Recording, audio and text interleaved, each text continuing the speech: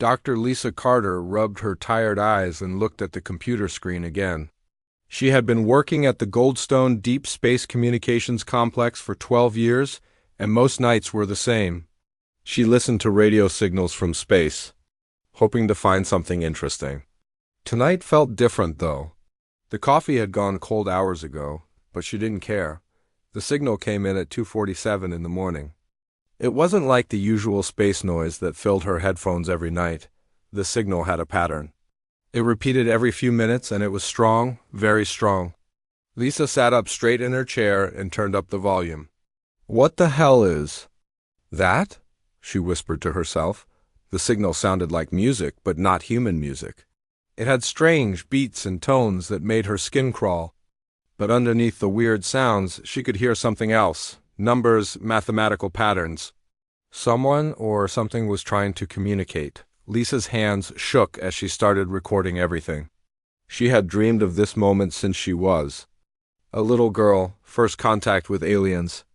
But as she listened more carefully, she realized something was wrong. The signal wasn't pointed at Earth.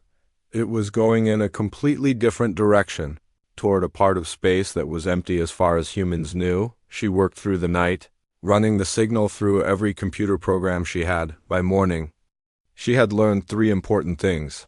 First, the signal was definitely from aliens. Second, it was a distress call.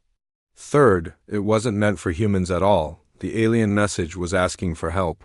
They were begging someone to come and save them. Their son was dying, and they needed evacuation ships. They had sent the message to their allies asking them to hurry. But their allies were too far away to help in time. Lisa printed out her findings and drove straight to the Pentagon. She had never been inside the building before, and the security guards looked at her like she was crazy. But when she showed them the papers, everything changed. Within an hour, she was sitting in a conference room with some of the most important people in the military. Commander Jake Morrison was the first person to speak after Lisa finished explaining. He was a tall man with gray hair and serious eyes. He had been in the Navy for 25 years and had seen a lot of strange things, but nothing like this. "So, let me understand this correctly, Dr. Carter," Morrison said slowly. "You intercepted an alien distress call that was meant for other aliens, not us. These aliens are about to die when their sun explodes, and their friends can't get there in time to save them." "That's right," Lisa said. "The signal contains coordinates to their star system. It's 47 light-years away from Earth, according to my calculations. Their sun will go supernova in about 3 weeks. Admiral Helen Brooks was sitting at the head of the table. She was a small woman, but everyone in the room was afraid of her. She had been running space operations for the military for 10 years, and she didn't like surprises. "Dr. Carter, how do you know this isn't some kind of trap?" Brooks asked. "Maybe these aliens are trying to trick us into revealing our location." Lisa had thought about that too. "Admiral, I've been studying this signal for 18 hours straight.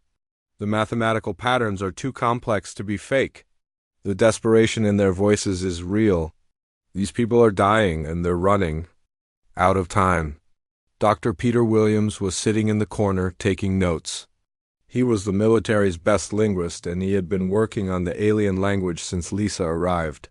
His computer was covered with symbols and sounds that looked like nothing anyone had ever seen before. "I've made some progress with their language," Williams said.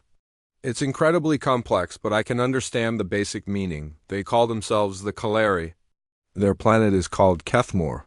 They're asking their allies, the Vorthic Empire, to send evacuation ships immediately." Morrison leaned forward in his chair. "How many people are we talking about?" "Based on the signal strength and the mathematical references, I estimate about 12 million Kaleri," Williams replied. "They have some evacuation ships of their own, but they're damaged and can't carry everyone." The room went quiet. 12 million lives. An entire civilization about to be wiped out by their dying sun. And their only hope for rescue was too far away to help. Captain Amy Foster had been quiet during the whole meeting, but now she spoke up. She was Morrison's second in command, and she always asked the hard questions. "Commander, with all due respect." "This isn't our problem," Foster said. We've never made contact with aliens before. We don't know anything about these Kaleri or their enemies, the Vorthak. If we get involved, we could be starting a war we can't win." "She's right," Brooks said. "The USS Endeavour is our newest and fastest ship, but it's still experimental. We don't know if it can make a journey that far. And even if it could, we'd be revealing our location and our capabilities to unknown alien species." Morrison stood up and walked to the window. Outside, he could see the Washington Monument in the distance. He thought about all the people who had died to build the country he served. People who had sacrificed everything to help others, even when it wasn't their fight. "Admiral, how long would it take the Endeavour to reach the Kaleri system?" Morrison asked. Brooks looked at her notes. "Using our experimental jump drive technology, about 2 weeks. But that's pushing the engines beyond their tested limits. We could lose the ship and everyone on it, and if we don't go?" 12 million people die," Lisa said quietly. Morrison turned around and looked at everyone in the room. These were smart people, good people, but they were thinking like politicians and military strategists. They were thinking about risks and benefits and national security. But Morrison was thinking about something else. "Dr. Carter, you said the signal wasn't meant for us. The Kaleri don't even know we exist." "That's correct.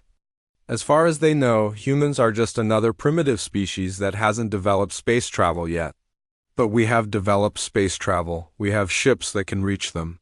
We have the technology to help." Foster shook her head. "Commander, we also have the technology to destroy ourselves. Just because we can do something doesn't mean we should." Morrison walked back to the table and sat down. He looked at each person in the room, and then he made the decision that would change human history forever. "Admiral Brooks, I'm requesting permission to take the USS Endeavour to the Kaleri system. We're going to answer their distress call."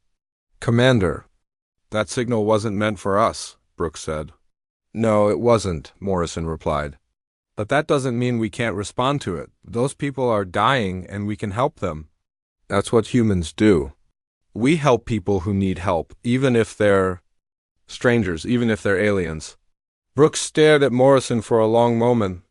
She had known him for 15 years, and she had never seen him more serious about anything. "You understand that this mission could start an interstellar war? That we could be flying into a trap? That we might never come home?" "Yes, ma'am." "I understand all of that. But I also understand that if we don't try to help, we'll have to live with the knowledge that we let 12 million people die when we could have saved them." The room was silent again. Finally, Brooks nodded her head. "Very well, Commander. The USS Endeavour is yours. Dr. Carter, Dr. Williams, you're going with them. If we're going to make first contact with aliens, we're going to do it right." As everyone filed out of the conference room, Morrison stayed behind with Lisa. She was staring at the papers covered with alien symbols, and tears were running down her face. "Dr. Carter, are you all right?" "I've been searching for signals from space my whole life," she said. "I always imagined that when we finally heard from aliens, they would be calling us. I never thought we'd be the ones answering someone else's." "Call for help." Morrison put his hand on her shoulder. "Maybe that's what makes us human, Dr. Carter. We answer calls for help, even when they're not meant for us." The USS Endeavour was the most advanced ship humanity had ever built. It was 300 meters long and carried a crew of 200 people. But as Commander Jake Morrison walked through its corridors, he wondered if it would be enough. They were about to travel farther from Earth than any human had ever gone before. Chief Engineer Carlos Martinez was in the engine room, checking every system for the third time that day. He was a short man with grease-stained hands and worried eyes. The experimental jump drive had only been tested twice and never for a journey this long. "Commander, I have to be honest with you," Martinez said when Morrison found him.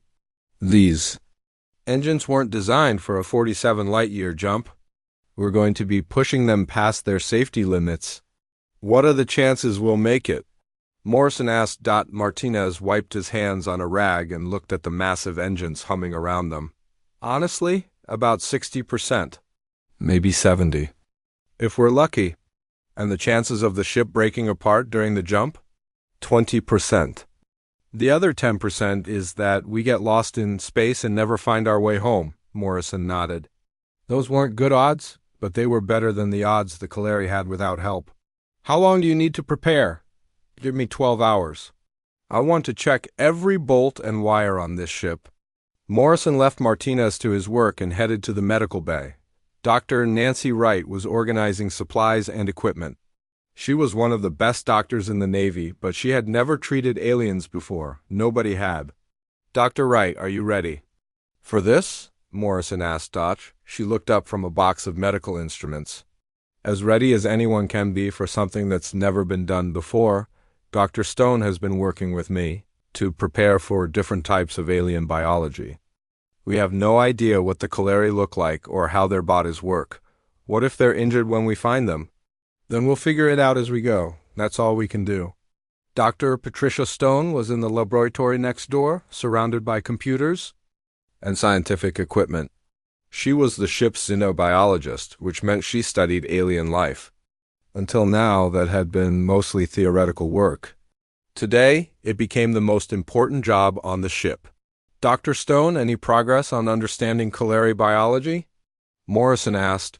She turned around, and Morrison could see the excitement in her eyes. Commander, based on the mathematical patterns in their signal, I believe the Kaleri are carbon-based life forms like us. Their planet has a similar gravity to Earth, and their sun is the same type as ours. They might not be as different from us as we think. That's good news. It is, but there's something else. Dr. Williams has been analyzing their language more, and he's found references to something called the Great Fear. The Kaleri seem to be afraid of something besides their dying sun. Morrison felt a cold feeling in his stomach. What kind of fear? We don't know yet.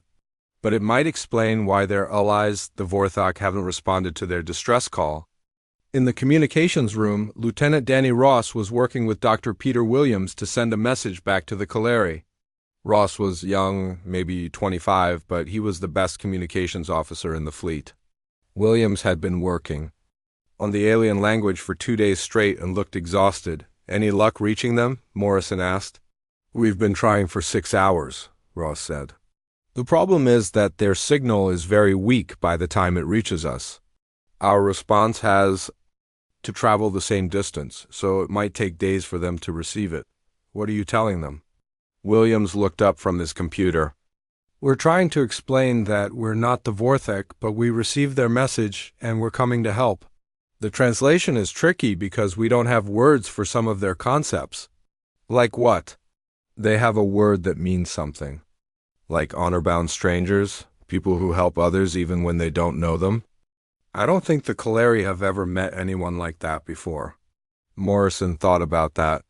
Maybe humans were stranger to aliens than aliens were to humans. Colonel Steve Parker was in the cargo bay with his Marines.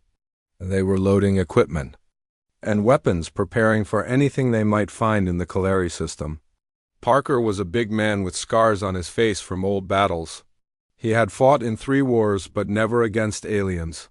Colonel, are your men ready? Morrison asked. As ready as they can be, sir. We've got enough equipment to help with an evacuation, and enough weapons to defend ourselves if things go wrong. But honestly, we have no idea what we're walking into. What's your biggest concern? Parker stopped loading a crate and looked at Morrison. Sir, we're going to help people who don't know we exist. For all we know, they'll think we're invaders when we show up. And if their allies, the Vorthok, are already there, we might be flying into a war zone. Navigation Officer Lieutenant Commander Ryan Bell was on the bridge, calculating their route to the Kaleri system. He was surrounded by star charts and computer displays that showed the emptiness of space between Earth and their destination. Commander, I've got good news and bad news, Bell said when Morrison arrived. Give me the bad news first.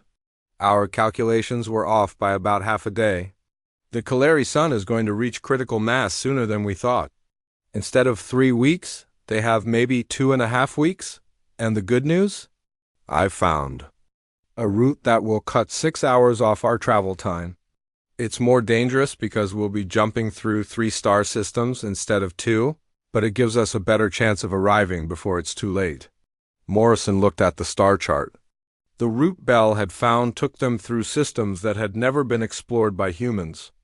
They would be flying blind through unknown space, hoping their instruments could guide them safely. "Take the faster route," Morrison said. The next morning, the USS Endeavour prepared to leave Earth's solar system. The crew had said goodbye, too. Their families and friends, knowing they might never see them again. Some of the crew members were scared.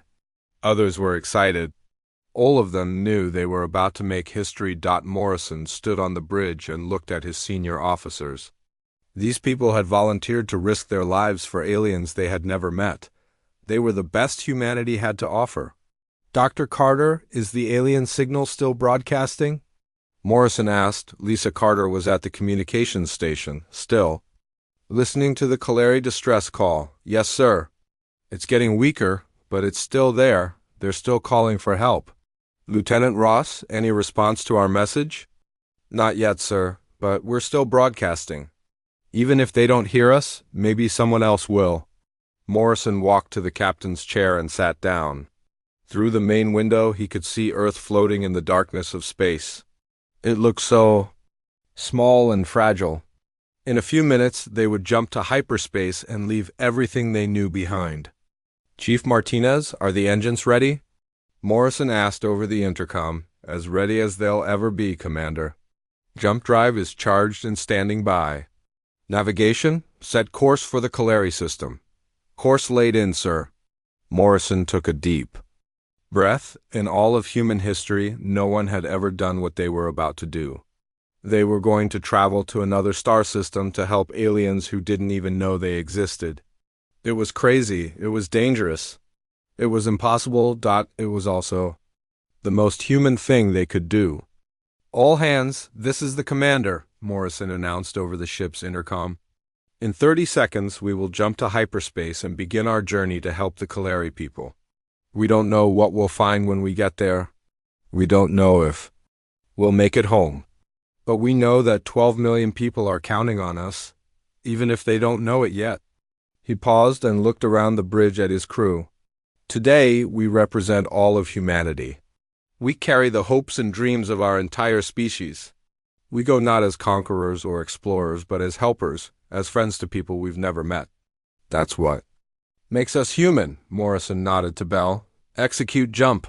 The stars outside stretched into lines of light, and the USS Endeavour disappeared from Earth's solar system, carrying 200 humans into the unknown to answer a call for help that wasn't meant for them. The USS Endeavour dropped out of hyperspace at the edge of the Kaleri system, and what Commander Jake Morrison saw on the main screen made his blood run cold. The system was a war zone. Explosions lit up the darkness of space like deadly fireworks. Massive alien ships were firing energy weapons at each other, and debris from destroyed vessels floated everywhere. In the distance, the Kaleri sun burned with an angry red light that meant it was close to going supernova. "Report," Morrison ordered, trying to keep his voice calm. Lieutenant Commander Ryan Bell was staring at his instruments with wide eyes. "Sir, I'm reading 12 large ships and 5 smaller ones. The big ships are attacking the smaller ones. Energy signatures are off the charts." Dr. Lisa Carter was at the communications station, listening to radio signals from the battle. Her face was pale. "Commander, I'm picking up Kaleri distress calls. They're being attacked by someone called the Vorthak." Morrison felt his stomach drop. The Vorthak were supposed to be the Kaleri allies, the ones who were supposed to rescue them. Instead, they were attacking. Commander Lisa Hayes was the ship's tactical officer. She had been studying the battle for 5 minutes, and what she found made no sense. "Sir, this isn't a rescue operation. The Vorthak ships are hunting the Kaleri vessels. They're trying to capture them, not save them. How many Kaleri ships are left?" 5, but they're all damaged. 3 of them look like they can barely fly. The Vorthak have 12 warships, and each one is 3 times bigger than us. Dr. Peter Williams was working frantically to translate the radio signals. "Commander, I'm hearing something terrible. The Vorthak aren't here to rescue the Kaleri. They're here to enslave them. They want to steal Kaleri technology and take the survivors as prisoners." Morrison stared at the battle on the screen. The Kaleri had sent a distress call to their allies, begging for help. Instead of rescue ships, the Vorthak had sent a slave fleet. The people who were supposed to save them had come to destroy them. "Sir, we're receiving a transmission," Lieutenant Danny Ross announced. "It's from one of the Kaleri ships. Audio only. Put it through." The voice that came through the speakers was alien, but the desperation was unmistakably human. It spoke in broken English, struggling with words that were foreign to its tongue. "Unknown ship, please help us. We are Kaleri. We sent message for rescue, but Death Takers came instead. Our son dies soon. Our people die now. Please help." Morrison closed his eyes for a moment. 12 million Kaleri were about to die, either from their exploding sun or from Vorthak weapons. And the USS Endeavour was just one ship against 12 enemy warships. "Sir, we're being hailed by the Vorthak flagship," Ross reported. "On screen." The alien that appeared on the main display was like nothing any human had ever seen. It had gray skin, 4 arms, and eyes that glowed red in the darkness. When it spoke, its voice sounded like metal scraping against stone. "I am General HFY of the Vorthak Empire. You will identify yourself immediately and explain your presence in this system." Morrison stood up from his chair and faced the screen. "I am Commander Jake Morrison of the United Earthship Endeavour. We received a distress call from the Kaleri people and came to offer assistance." The Vorthak general made a sound that might have been laughter. "Earth. I have never heard of this place.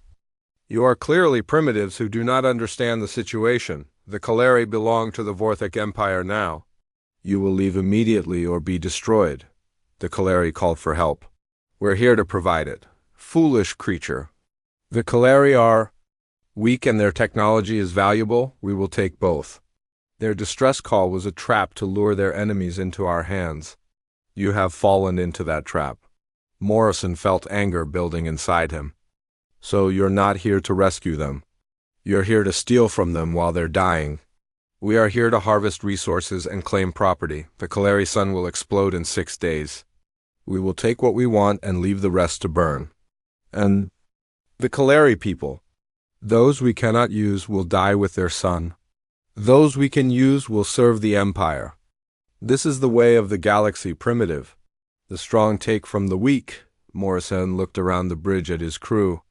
They were all staring at him, waiting for his decision. Behind him, he could hear more Kaleri distress calls coming through. The radio, people crying for help that would never come. "General HFY, I'm going to make this very simple. The Kaleri people called for help, and we're going to help them. We're going to evacuate as many as we can before their sun explodes." The Vorthak general's eyes glowed brighter. "You dare to challenge the Vorthak Empire? Your ship is tiny. Your weapons are primitive. We will crush you like an insect." "Maybe you will, but we're not leaving." "Then you will die with the Kaleri. I will give you one chance to reconsider. Leave now, and we will forget you ever existed. Stay, and we will add your ship to our collection of wreckage." Morrison thought. About Earth, 47 light-years away? He thought about his crew, who had volunteered for this mission knowing they might never come home. He thought about 12 million Kaleri people who were about to die because their allies had betrayed them. "General, my species has a saying. We judge people not by how they treat their friends, but by how they treat strangers who can't help them in return. The Kaleri are strangers to us, and they can't offer us anything, but they need help, and that's enough. You are insane." "Maybe, but we're staying." The Vorthak general snarled and cut the transmission. Immediately, the tactical display showed all 12 enemy ships turning toward the Endeavour. "All hands, battle stations," Morrison announced over the intercom. "This is not a drill. We are about to engage a superior enemy force to protect the Kaleri evacuation. All crew members should prepare for combat." Commander Hayes was running calculations on her computer. "Sir, they outgun us 12-1. Our shields won't last more than a few minutes under concentrated fire." "Then we better make those few minutes count. What's our best tactical option?" Chief Tactical Officer Lieutenant Commander Gary Walsh had been studying the Vorthak ships since they arrived. "Sir, their ships are big and powerful, but they're slow. If we can stay mobile and hit them from unexpected angles, we might be able to cause some damage. What about the Kaleri ships? 3 of them are barely functional, but 2 still have working weapons. If we can coordinate with them, we might be able to create enough confusion to buy time for an evacuation. Dr. Williams was still listening to Kaleri transmissions. Commander, I'm getting reports from the Kaleri planet. They have transport ships on the surface, but they're too damaged to reach orbit. They need someone to help them get their people off the planet. Morrison looked at the tactical display. 12 Vorthek warships were moving toward them. 5 damaged Kaleri ships were trying to defend their homeworld. And somewhere below, on a planet orbiting a dying star, 12 million people waited for rescue that seemed impossible. Mr. Ross, open a channel to all Kaleri ships. Channel open, sir. Morrison took a deep breath. Kaleri vessels, this is Commander Morrison of the human ship Endeavor. We heard your call for help, and we're here to answer it. We know your allies betrayed you. We know your son is dying, but we're not going to let you face this alone. There was a moment of silence, then a Kaleri voice responded. Human Morrison, I am Zeth Kaller, commander of the evacuation fleet. We do not know your species, but we welcome your help. Our people are dying, and we have nowhere else to turn? Commander. Zeth Kaller, we're going to get your people out of here. All of them. I don't know how yet, but we're going to find a way. The Vorthek have 12 ships. You have one. This is suicide. Morrison smiled grimly. Commander, my species specializes in doing impossible things. We're going to show the Vorthek what humans do when someone threatens innocent people. On the tactical display, the Vorthek ships had finished surrounding the Endeavor and the Kaleri. Vessels, General Vexvoar's voice came over the radio one last time. Last warning, humans. Surrender now or die. Morrison looked around the bridge at his crew. They were scared, but they were ready. They had come 47 light years to answer a call for help, and they weren't going to back down now. All ships, this is Commander Morrison. Today we make first contact with 2 alien species. One of them preys on the weak. The other needs our help. I think it's pretty clear which side we're on. He turned to his tactical officer. Commander Hayes, target the nearest Vorthok ship. Let's show them what humans think of bullies. The battle for the Kaleri system was about to begin. The evacuation of the Kaleri planet began at dawn on the 4th day. From the bridge of the USS Endeavor, Commander Jake Morrison watched as streams of light appeared and disappeared around the Kaleri homeworld. Each flash of light meant 50. More people had been saved. Dr. Patricia Stone was coordinating the medical efforts. Kaleri refugees were arriving on human ships faster than anyone had thought possible, and many of them were injured or sick. Dr. Nancy Wright was working 18-hour shifts, learning alien medicine as she went. Commander, we've got a problem. Stone reported over the intercom. Some of the Kaleri children are having trouble breathing our ship's air. Their lungs are more sensitive than adult Kaleri. What do you need? We need to modify our life support systems to provide cleaner air in the refugee areas. Chief Martinez is working on it, but it's going to take time we don't have. Morrison looked at the main screen where the Kaleri sun was burning brighter and redder than when they had arrived. According to their calculations, it would go supernova in less than 72 hours. Dr. Stone, how many people have we evacuated so far? About 2 million. That leaves 10 million still on the planet. Morrison felt the weight of those numbers. 10 million lives and only 3 days to save them all. The teleportation devices were working perfectly, but they weren't fast enough. Colonel Steve Parker was on the Kaleri command ship, working directly with Commander Zeth Kaller to coordinate the evacuation. The two of them had become an unlikely team, human military efficiency combined with Kaleri technological knowledge. Colonel Parker, we have received reports from the southern continent, Zeth Kaller said, pointing to a map display. 3 million Kaleri are trapped there by severe storms. Our teleportation devices cannot reach them through the atmospheric interference. Parker studied the map. The southern continent was on the far side of the planet, and the storms were getting worse as the unstable sun affected the planet's weather. What if we used shuttles to get closer? Could the teleportation devices work from a shorter range? Perhaps, but it would be very dangerous. The storms are producing lightning that could destroy any ship that flies through them. Parker thought for a moment. Commander, my species has a saying. Sometimes you have to fly through the storm to reach the sunshine on the other side. Your people have many strange sayings about helping others. We have a lot of experience helping others. On the Endeavour, Chief Engineer Carlos Martinez was pushing the ship's systems beyond their design limits. The teleportation network required enormous amounts of power, and the ship's reactor was running at 110% capacity. Commander, I don't know how much longer we can maintain this power output, Martinez reported. The reactor is stable for now, but we're generating more heat than our cooling systems can handle. How long do we have? Maybe 36 hours before we have to shut down for repairs? And if the reactor overloads, it could destroy the ship. Morrison made a calculation in his head. 36 hours at current evacuation rates would save maybe 6 million more people. That would still leave 4 million Kaleri to die when their sun exploded. Chief, is there any way to increase power output? Well, we could reroute power from non-essential systems. Life support, artificial gravity, weapons. But that would make the ship barely livable for humans. Do it. Lieutenant Danny Ross was monitoring communications from the planet's surface. The Kaleri were broadcasting constantly, sending updates on evacuation progress and messages to family members who had already been rescued. Commander, I'm receiving a transmission from the Kaleri government. They want to speak with you directly. Put them through. The voice that came over the speakers was old and tired, but filled with dignity. Commander Morrison, I am High Chancellor Vethnailer of the Kaleri Council. I wanted to thank you personally for what your people are doing. Chancellor, we're not done yet. We're going to get everyone off your planet. Commander, I have lived for over 200 years. I have seen the rise and fall of civilizations. Never in all that time have I witnessed one species sacrifice so much for another with no expectation of reward. Morrison thought about that. The Chancellor was right.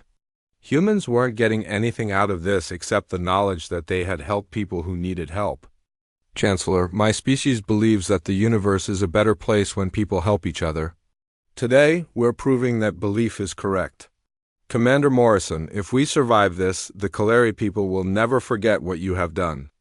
And we will make sure that all the galaxy knows about human courage. Dr. Sophie Kim had been studying the captured Vorthok ship since the battle ended. The enemy vessels were disabled but not destroyed, and their technology was centuries ahead of human science. Commander, I've been analyzing Vorthok teleportation systems, Kim reported. Their devices are more powerful than Kaleri technology. If we could get them working, we could increase our evacuation rate by 500%. What's the catch? The systems are protected by security codes, and they're designed to only work for Vorthok operators. We'd need to somehow convince one of the Vorthok to help us. Morrison looked at the tactical display, where the 12 disabled Vorthok ships floated like dead metal islands in space. General HFY's flagship was the largest of them. Lieutenant Ross, open a channel to the Vorthok flagship. General HFY appeared on the screen, and Morrison could see that the alien's pride had been replaced by confusion and anger. What do you want, human? General, I want to make you another deal. I will make no deals with primitives who use trickery instead of honorable combat. This isn't about honor, General.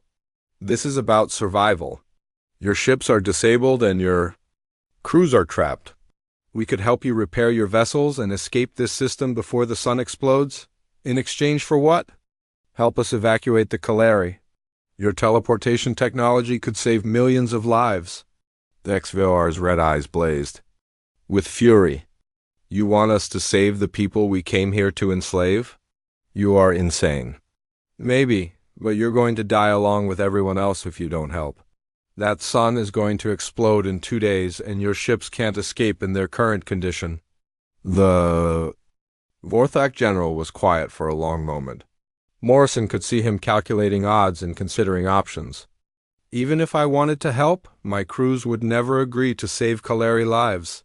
Then don't tell them we're saving lives. Tell them we're stealing valuable Kaleri citizens from their planet before the explosion destroys them. VexVOR made that scraping laugh sound. You would have us lie to our own people? General, I don't care what you tell your crews. I only care about results. Will you help us or not? Another long pause. Finally, VexVOR nodded slowly. Very well, human. We will provide technical assistance with our teleportation systems. But only to save ourselves, not because we care about Kaleri lives. Understood. The next 24 hours were the longest in human history. Working together, human engineers, Kaleri technicians, and Vorthek specialists created the largest evacuation network ever built. Teleportation devices from 3 different species worked together to pull people off the dying planet at an incredible rate.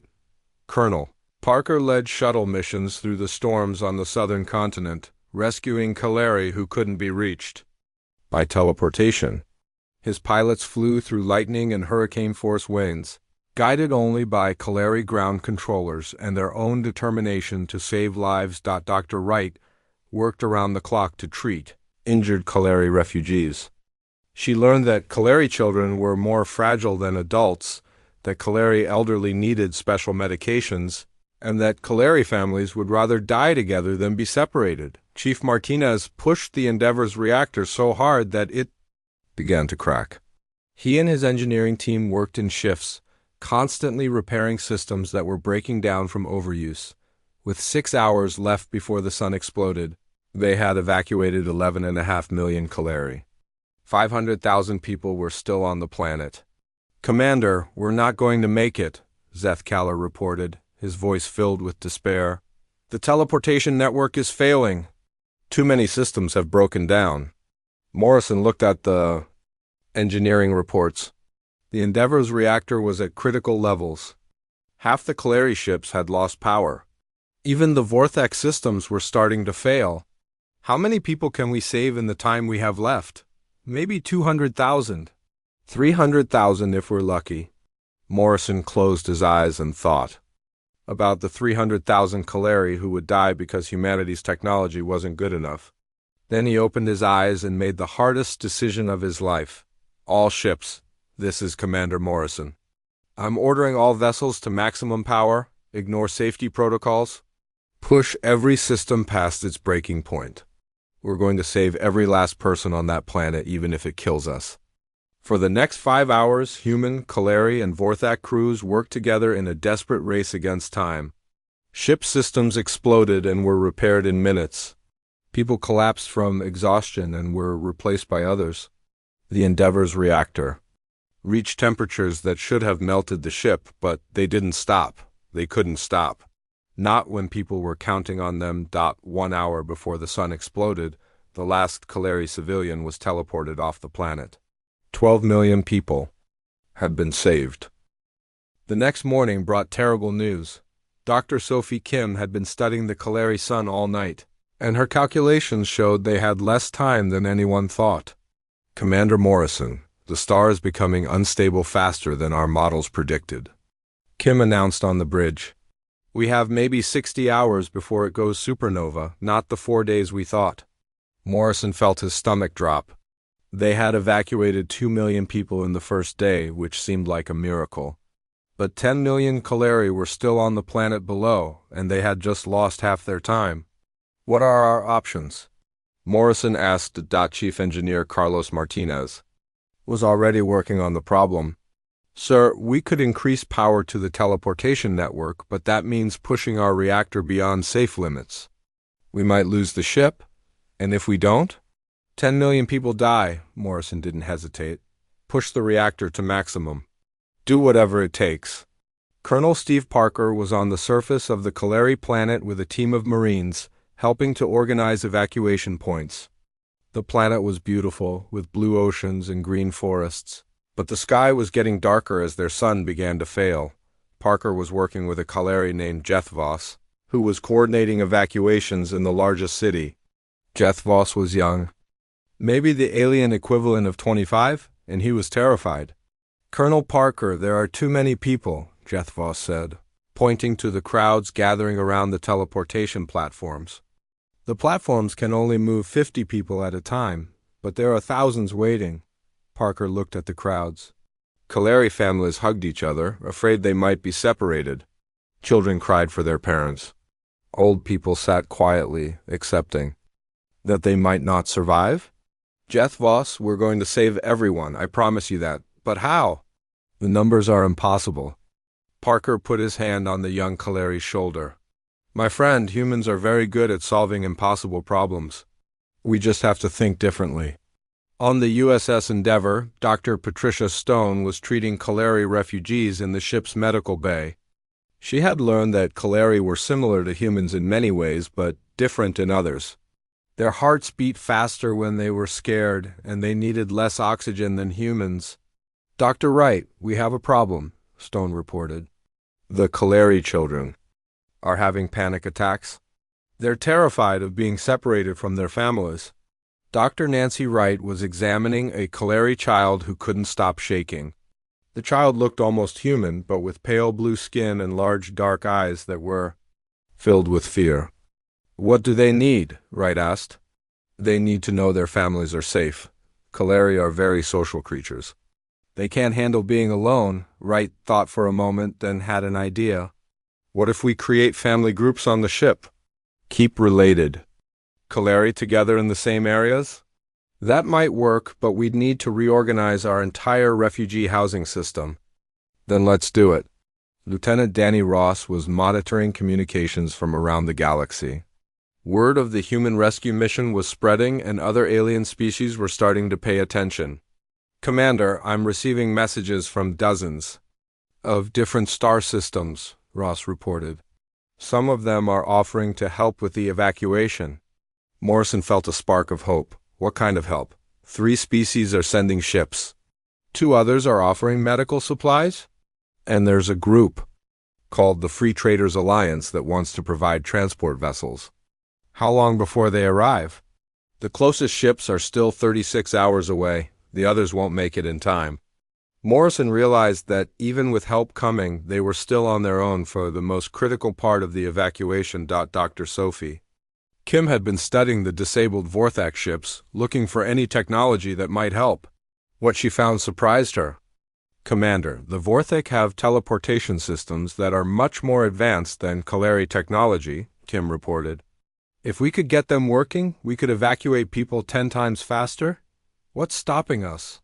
The systems are locked with Vorthak security codes.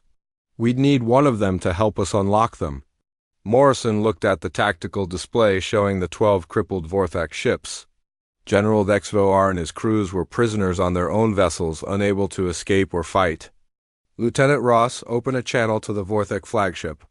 General HFY appeared on the screen, looking angry and defeated. What do you want now, human? General, I want to offer you a deal. I told you before, I make no deals with primitives.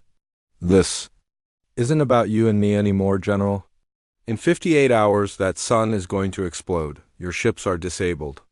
Your crews are trapped. Everyone in this system is going to die, including you. HFY's red eyes narrowed. What are you proposing?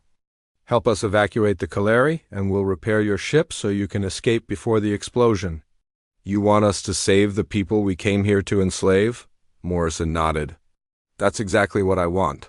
The Vorthak general was quiet for a long moment. Morrison could see him thinking, calculating whether his pride was worth dying for. Even if I agreed, my crews would never accept it. Vorthak do not save weaklings. Then don't tell them you're saving anyone? Tell them you're stealing valuable Kaleri before the explosion destroys them. Tell them whatever you want, but help us get those people off that planet. HFY made his scraping laugh sound. You are asking me to lie to my own people. General, I don't care what you tell them. I only care about saving lives. Will you help or not? Another long pause. Finally, the Vorthak general nodded slowly. Very well. We will provide access to our teleportation systems, but only because we do not wish to die in this worthless system. The next 36 hours were the most intense in human history. Human engineers, Kaleri technicians, and Vortex specialists worked together to create the largest evacuation network ever built. Ships from 3 different species linked their systems to pull people off the dying planet as fast as possible. Colonel Parker was leading rescue missions to remote areas of the Kaleri planet. Some Kaleri lived in mountain villages or ocean settlements that were hard to reach with teleportation. Parker's Marines used shuttles and ground vehicles to bring those people to evacuation points. Parker to Endeavor, the colonel reported over his radio. We've got a problem down here. There's a Kaleri settlement in the northern mountains that's cut off by an avalanche. About 50,000 people are trapped. Can you reach them with shuttles? Morrison asked. Negative, sir. The weather is too bad for flying, and the ground route would take days. Morrison thought quickly. They didn't have days. They barely had hours. Colonel, what about the Vorthic teleportation systems? Can they reach through the storm? I don't know, sir. We'd have to ask our new Vorthic friends. A few minutes later, General Vexvoar's voice came over the radio. Human Colonel, our systems can reach the mountain settlement, but the power requirements are enormous. We would have to shut down teleportation to 3 other cities. Parker looked at his map. 3 cities with hundreds of thousands of people versus 1 mountain settlement with 50,000. General, those are impossible numbers. We can't sacrifice 3 cities to save 1 settlement. Then the mountain people will die. Parker was quiet for a moment, thinking about the Kaleri families trapped in the mountains. Then he had an idea that was either brilliant or insane. General, what if we used all available power for 1 massive teleportation burst? Could we move everyone from all 4 locations at the same time? The power surge would overload every system in the network. Ships could explode, but could it work? Vexvoar paused. Perhaps for a few seconds. But after that, the entire network would shut down for hours. Morrison had been listening to the conversation.